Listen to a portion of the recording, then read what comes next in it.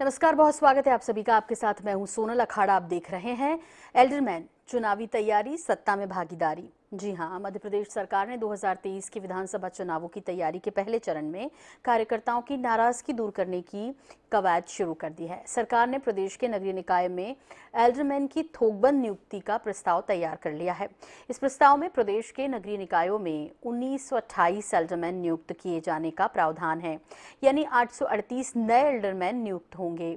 सरकार की कवायद पर कांग्रेस तंज कस रही है कि सत्ता की मलाई खाने वालों को मलाई खाने वालों को विदाई के एन वक्त के पहले कार्यकर्ताओं की याद आ ही गई, क्योंकि कांग्रेस को ये लगता है कि 2023 के चुनाव में वो वापसी कर रही है। इसी मुद्दे पर आज चर्चा करेंगे विस्तार से अखाड़ा में, लेकिन उससे पहले एक रिपोर्ट तैयार की है, वो आपको दिखाते हैं।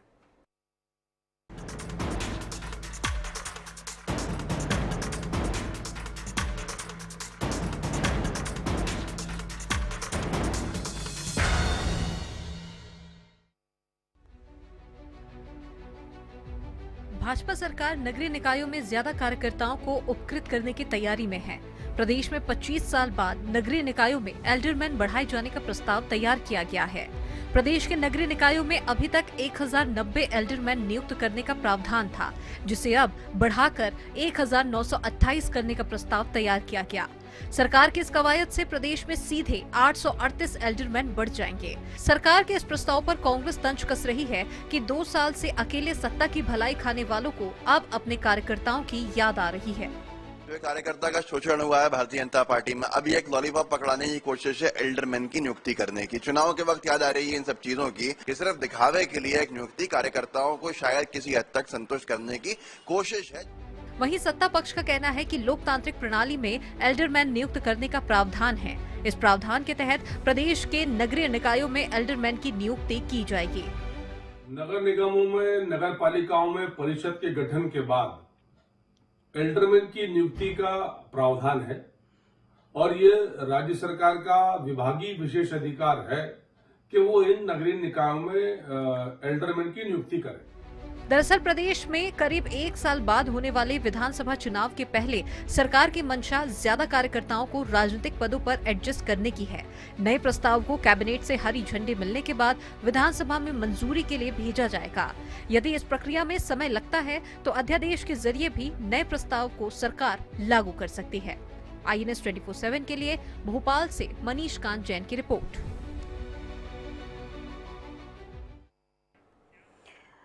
तो ये विषय है और इस पर विस्तार से बात करेंगे। इसके लिए खास पैनल हमारे साथ होगा। हमारे पैनल में आज कौन कौन है, सबसे पहले उनका इंट्रोडक्शन आपसे कराते हैं। हमारे साथ हैं आज अखाड़ा में सिद्धार्थ सिंह राजावत जी, प्रवक्ता कांग्रेस। हमारे साथ हैं प्रहलाद कुशवाहा जी, प्रवक्ता BJP, और अक्षय शर्मा जी हैं वरिष्ठ पत्रकार के रूप में। आप तीनों मेहमानों का स्वागत है। पहला सवाल प्रहलाद कुशवाहा जी आपसे है कि इसकी ज़रूरत क्यों पड़ रही है सर? नए एल्डरमैन नियुक्त किए जाएंगे, 2023 है, 1 साल भी नहीं बचा, अब इसलिए कवायदें शुरू। आप बोलेंगे, आवाज में बहुत स्पष्ट नहीं सुनाई। हेलो, आपको क्या मेरी आवाज मिल रही है अभी?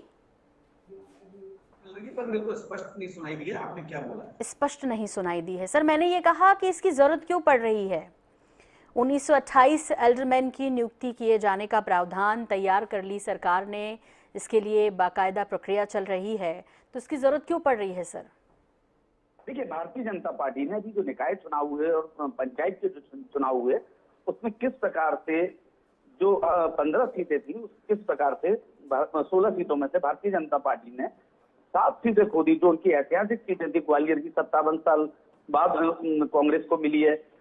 जबलपुर की आप 28 साल बाद देखिएगा, और किस प्रकार से मुरैना को 18 साल बाद हमको मिली है, और भी कई, और 2 हमारी जीती हुई उज्जैन और बुरहानपुर। ये जनता जानती है कि वो किस प्रकार से भारतीय जनता पार्टी ने पुलिस प्रशासन के दम से अपनी बनाई। तो ये भारतीय जनता पार्टी बखूबी जान चुकी है कि अब उनके जमीनी स्तर और जमीन में कहीं ना कहीं पकड़ खोते जा रहे हैं, और कार्यकर्ता कहीं ना कहीं रुष्ट होते जा रहे हैं। भारतीय जनता पार्टी के अंदर एक बहुत बड़ी गुटबाजी है।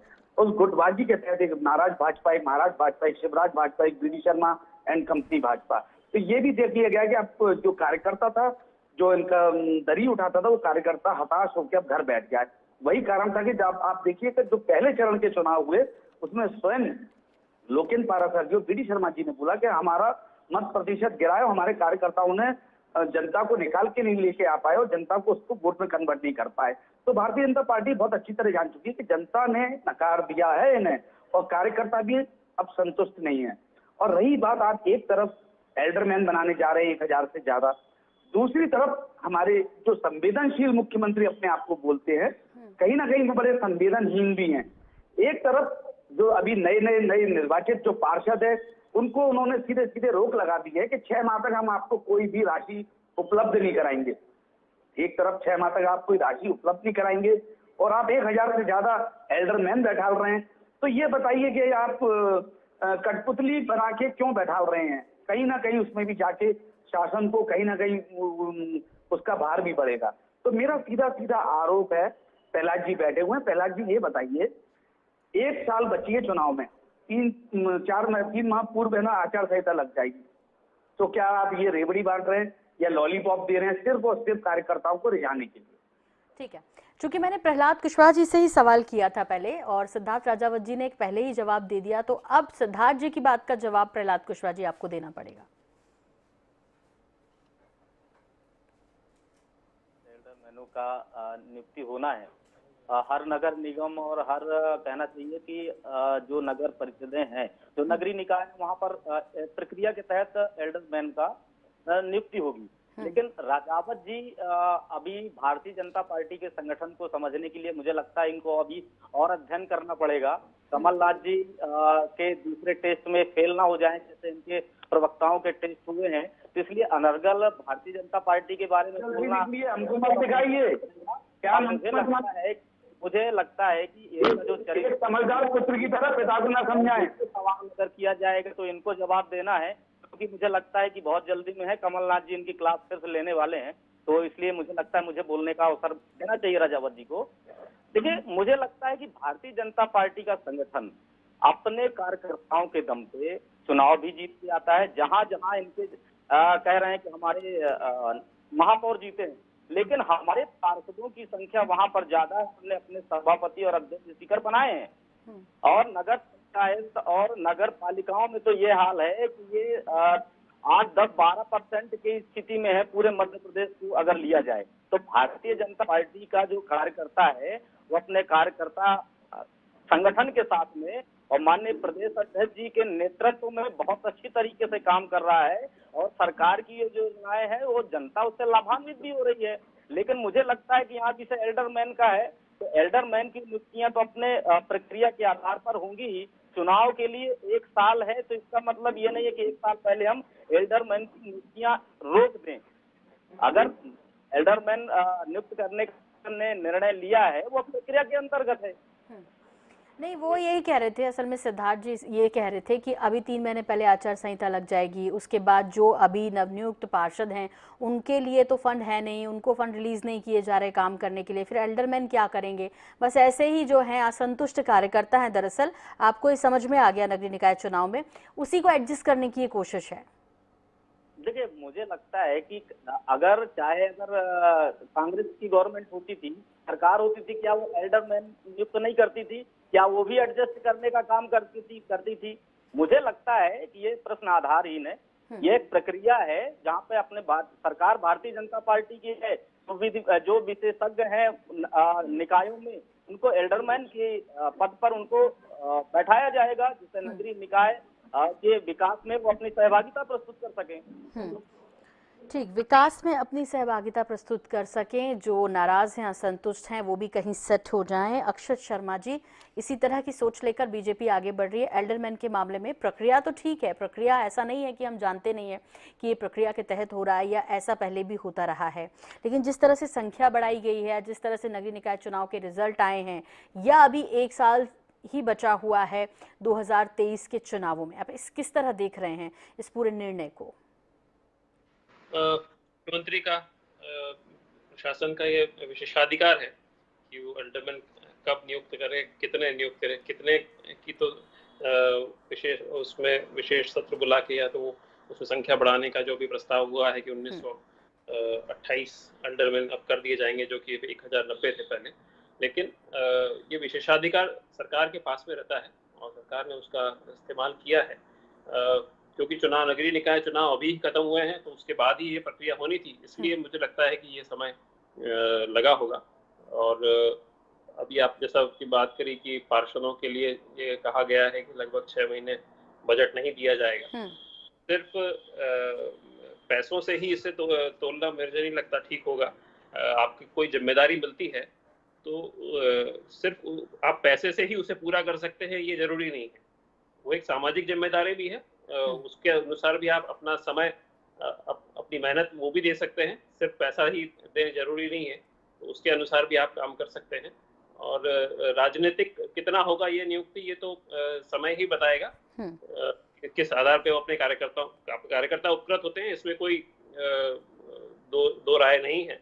लेकिन उनको काम करने की जिम्मेदारी भी मिलती है। और अभी जैसे हमने देखा है कि विधायक भी हैं, मंत्री भी हैं, उन सबसे भी रिपोर्ट ली जाती है। तो मुझे लगता है कि एल्डरमैन अगर नियुक्त करेगी पार्टी, तो उसमें भी वो भी जवाबदार होंगे और उनसे भी जवाब मांगा जाएगा कि आपने काम क्या किया है, इसका हमें रिपोर्ट दीजिए। तो अक्षय जी, इससे पहले भी ऐसा नहीं है कि पहली बार एल्डरमैन नियुक्त किए जा रहे, इससे पहले भी किए गए, उनके कामकाज की यदि समीक्षा की जाए तो आपको कितना ये लगता है कि ये ज्यादा फायदा आम जनता को होगा एल्डरमैन नियुक्ति का, या 2023 में बीजेपी को होगा? ये तो वो अपने काम से ही साबित कर पाएंगे। मेरी राय तो इसमें ये हो सकती है कि कार्यकर्ताओं को उपकृत करने से, उनके साथ जो जुड़े हुए कार्यकर्ता हैं, वो आसपास के जितने भी लोग हैं, वो तो उससे उपकृत होंगे ही सही, और उनको एक काम करने का मौका भी मिलेगा। लेकिन राजनीतिक रूप से भी पार्टी को भी इसका फायदा मिलता है, इसमें भी कोई शक नहीं है। लेकिन जो सामाजिक जिम्मेदारी भी इसके साथ जो मिलती है, वो अगर सब पूरी करेंगे तो समग्र रूप से इसका फायदा सबको मिलेगा, राजनीतिक पार्टी को भी मिलेगा, और जिसके लिए उनकी नियुक्ति की जा रही है उस समाज को भी मिलेगा। ठीक है, सिद्धार्थ सिंह राजावत जी, आपको क्यों लगता है बीजेपी का तो ये विशेषाधिकार है, सरकार का विशेषाधिकार है, ऐसे में यदि वो एल्डरमैन नियुक्त कर रही है तो उसका फायदा ही लोगों को मिलने जा रहा है? आप होते तो आप भी यही करते, फिर शक शुबा क्यों? ये कहना है प्रहलाद कुशवाहा जी का। देखिए, वरिष्ठ पत्रकार अक्षित जी ने एक बात बोली जो शायद मेरे को वो बात हजम नहीं हो रही है, कि अगर फंड नहीं है तो वो समाज सेवा करेगा जाके। अगर वो समाज सेवा कर रहा था तभी वो जाके, देखिए पार्षद एक वो चीज होती है जो एक आदमी से कनेक्ट होता है, वो समाज सेवा में काम करता है, तब जाके वो एक अच्छा अपने क्षेत्र का प्रतिनिधित्व कर सकता है। और वो प्रतिनिधित्व करा तभी वो जाके उसको चुन के भेजा है। अब जब जनता ने उसको चुन के भेजा है तो जनता उससे अपेक्षाएं रखेंगी कि हमारी नाली खराब है, हमारी सीवर खराब है, हमारे पानी और सीवर की लाइन मिल गई है। तो जो चुना हुआ पार्षद है वो अपने घर का पैसा या अपना मकान बेच के तो सीवर सही नहीं कराएगा। जैसा कि अभी अक्षत जी ने बोला, वरिष्ठ पत्रकार हैं, अब पता नहीं उन्होंने ये बात कैसे बोली, मेरे समझ में नहीं आ रही। जब तक उनके पास शासन द्वारा उनके पास फंड नहीं आएगा, जो भी निर्धारित राशि होती है पार्षद को जिसके पावर होते हैं वो नहीं आएगा, जब तक नगर निगम के पास फंड नहीं आएगा, स्मार्ट सिटी का फंड नहीं आएगा, वो काम कैसे करेगा? पहली बात। और रही बात प्रहलाद जी जो बोल रहे थे वो मैं सुन नहीं पाया था, एक बार आप पुनः बता दीजिए क्योंकि बीच बीच में आवाज में डिस्टर्बेंस आ रही है। ठीक है, वो ये कह रहे थे कि ये प्रक्रिया यदि कांग्रेस सत्ता में होती वो भी करती, तो हम जब कर रहे हैं तो इस पर आपत्ति क्यों, इस पर शक क्यों? प्रहलाद जी को तो पहले मैं ये स्पष्ट कर दूं, जब माननीय पूर्व मुख्यमंत्री और प्रदेश अध्यक्ष कमलनाथ जी की सरकार थी, हमारी सरकार कांग्रेस की थी, तब ये बात स्पष्ट कर दी थी कमलनाथ जी ने कि आप हमको काम करके दिखाइए तभी हम निकाय चुनाव कराएंगे। अगर हम सत्ता के लालच में या सत्ता के लालायित होते हम लोग, तो उस समय माननीय कमलनाथ जी सारे निगम पद भर देते और सारे के पूरे मध्य प्रदेश में पंचायत और निकाय चुनाव करा देते। पर उन्होंने बोला कि सर्वप्रथम मैं मध्य प्रदेश को खड़ा करना चाहता हूँ, हमारे ऊपर जो कर्जा है उसको खत्म करना चाहता हूँ, जो हमारे नौजवान बेरोजगार उनके लिए। अच्छा, नगर निगम का कोई काम नहीं होता क्या? वो मतलब सेकेंडरी है, वो बाद में भी हो सकता है, उससे विकास के काम प्रभावित नहीं होते क्या? मतलब आप तो डायरेक्ट इनडायरेक्ट में उलझे थे ना, चुनाव डायरेक्ट हो इनडायरेक्ट हो इसी में उलझे थे ना सिद्धार्थ जी? क्या बोल रहे हैं? मैं ये कह रही हूँ कि नगरीय निकाय चुनाव की जब बात आई थी तो पहले ये डायरेक्ट होना चाहिए, इनडायरेक्ट होना चाहिए, इसी में आप उलझे हुए थे। आप चाहते थे कि इनडायरेक्ट चुनाव कराए जाएं, कहाँ पे आप तो सब कुछ बदलने पड़े हुए थे। कहाँ आपको चिंता थी कि पहले कर्ज उतर जाए प्रदेश का, उसके बाद नगरीय निकाय चुनाव कराए जाएंगे? नगरीय निकाय चुनाव आपके लिए उतने महत्वपूर्ण नहीं थे क्या? नहीं, अवश्य महत्वपूर्ण थे और माननीय कमलनाथ जी ने उसके लिए तारीख भी दी थी और भारतीय जनता पार्टी ने उसमें, आप देखिए ओबीसी का जो कोर्ट में गए, कोर्ट में कौन गया, सर्वप्रथम ओबीसी का जो मैटर आया, हाँ। उसमें आपको हेलो आवाज आ रही है। ठीक है सर, ओबीसी वाला विषय पता है, आप दोनों दिल से चाहते हैं कि ओबीसी आरक्षण मिले, लेकिन कोर्ट की वजह से नहीं हो पाया क्योंकि मामला वहां पर अटका था। आप दोनों ने अपना अपना पक्ष बेहतर तरीके से रखा है। मुझे लगता है प्रहलाद कुशवाहा जी भी यही सुनना चाह रहे हैं और आप भी यही सुनना चाह रहे हैं। अक्षत जी, काउंटर करेंगे कुछ जो भी सिद्धार्थ जी ने कहा है उस पर?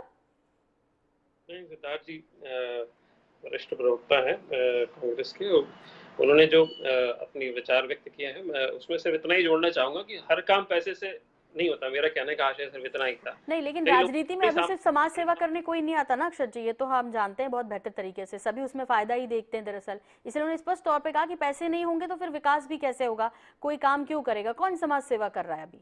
नहीं, सिर्फ मेरा कहने का आशय सिर्फ इतना था कि हर काम पैसे से नहीं होता है। कई ऐसे काम भी होते हैं, जैसे राशन कार्ड बनवाना है किसी का, उसके लिए क्या पैसा लगना है, किसी का कोई सर्टिफिकेट बनना है, कोई बहुत आम जनता की बड़ी बहुत साधारण सी डिमांड रहती है। उन सब तो जरूरी नहीं, ठीक है कि आपको सीवर लाइन में अगर पानी की लाइन मिल रही है तो उसके लिए कुछ आपको मरम्मत करनी पड़ेगी, तो उसके लिए पैसा लगेगा, लेकिन हर चीज के लिए पैसा लगे ऐसा नहीं है। बहुत साधारण सी डिमांड्स भी रहती हैं जनता की, उसके लिए अपन उस रूप में कर सकते हैं। तो मेरा एल्डरमैन ऐसा करते हैं क्या? एल्डरमैन ऐसा करते हैं क्या? नहीं है, करते हैं ऐसा, क्योंकि बिना पद बिना कुछ मिले तो कोई आजकल कुछ नहीं करता। प्रहलाद कुशवाहा जी, माने या ना माने, लेकिन कहीं ना कहीं ये उपक्रम इसलिए किया जा रहा है, वो ठीक है प्रक्रिया के तहत हो रहा है, प्रक्रिया है, चूंकि आपने 838 अब बढ़ा दिए हैं, वजह ये भी है कि इतनी सारी नाराजगी है, सबको समेटना है। नहीं सोनल जी, नाराजगी नहीं है। अगर पद अगर बढ़ रहे हैं एल्डरमैन के, तो निश्चित तौर पे आबादी का विषय होगा। हाँ। कि अब ऐसे तो बढ़ा नहीं दिए जाएंगे कि अगर आप अभी 1000 हैं तो सीधे हम 1900 ले जा रहे हैं, वो आबादी का विषय होगा। दूसरी बात, अभी जैसे अक्षत जी की बात को हमारे कांग्रेस के प्रवक्ता ने कहा कि पैसा के बिना क्या करेंगे, कांग्रेसियों को तो पैसे के अलावा कुछ दिखता ही नहीं है। ये नहीं, वो ये नहीं कह रहे, वो ये कह रहे हैं कि काम करने के लिए पैसा तो चाहिए, घर से थोड़ी लगाएंगे। सोनल जी इसलिए मैं कह रहा हूँ कि अगर नए काम अगर नहीं हो रहे हैं, अगर महापौर ने या महापौर की परिषद ने अगर अनुमति नए कामों को नहीं दी, तब जाके उस बजट का इस्तेमाल तो कर सकते हैं। लेकिन अगर सीवर लाइन की रिपेयरिंग है या कहीं छोटी सी रिपेयरिंग है, तो उसके लिए सीधे हमें को पार्षद की एक निधि की आवश्यकता होती है। ये तो मुझे लगता है कि ये इसके अध्ययन करने की आवश्यकता है, इनको जरूर है कि हर काम में पैसे की आवश्यकता है। इस समाज जीवन के अंदर सिद्धार्थ जी भी बिना पैसे के काम कर रहे हैं और बिना पैसे लिए काम कर रहे हैं। मैं भी भारतीय जनता पार्टी कार्यकर्ता तो बिना पैसे लिए काम कर रहा हूं। इसका जरूरी नहीं है कि आप हर जगह पैसा देखो। अगर एल्डरमैन कई चीजों में शहर विकास को लेकर जो योजनाएं बनती हैं, चाहे वो सीवर लाइन नहीं होगी, जिस कॉलोनी में पानी की लाइन नहीं होगी, तो क्या पार्षद अपना घर बेच के देगा क्या? अरे सिद्धार्थ जी, उसके लिए मेयर है ना। अगर वो महापौर जी क्या 6 महीने में, अगर आपने जिस प्रकार से, अभी तो मुझे इस प्रकार की जानकारी नहीं है कि 6 महीने तक रोक लगा, अगर रोक लगाई होगी, अगर आपका कहना सही है, तो 6 महीने में ही सारा सब कुछ सीवर लाइन सुधर जाएगी। क्या ऑलरेडी अध्ययन करने की जरूरत किसको है?